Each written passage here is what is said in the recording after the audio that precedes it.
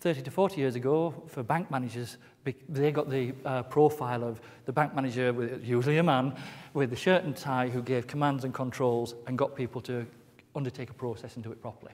And rarely caught them doing things right, but reprimanded, or even worse, if things went wrong. Thankfully, in the last 10 to 15 years, more organisations have been open to exploring how do we balance, how do we identify and attract and support the right people who have already existing technical competence or have demonstrated a willingness to learn and acquire technical competence. How do we get those people to balance getting a job done with enabling others, engaging others and supporting others to actually do it with them? Just like failure, success is rarely achieved alone. It's down to groups, it's down to teams. Because when you partner technical competence with emotional intelligence, the transition can be fantastic. We've got lots of case studies, won't share with you today. But I was with your colleagues in 2004 at RAF Cosford. 2004, they were exploring how to use emotional intelligence in a coaching environment to equip, enable and support people to do an even better job and enjoy the journey. What can sometimes happen, especially during turbulent times or stressful times, is there's so much focus on getting the task completed that enabling people to actually develop that clarity, get that engagement, and understand that they've been collaborated with rather than just managed can go missing. Not intentionally, but the manager is often thinking, I'm being assessed on getting this job done, and it will be done at any cost. Rather than if I collaborate with my team right at the outset, and we get that shared understanding, we get that clarity of what's required, why it's required, and what excellent looks like, we can save headaches and heartaches along the way.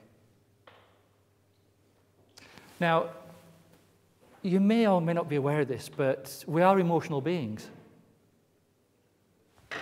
Logic doesn't come into it where people and relationships are concerned. Ever been upset by something someone said? Show of hands. Ever been offended by someone saying something? Did you choose to be offended, or did it just happen? It sort of just happens, doesn't it? Emotions creep up on us. Now, when everything's going wonderfully well and life is a breeze, anyone can manage.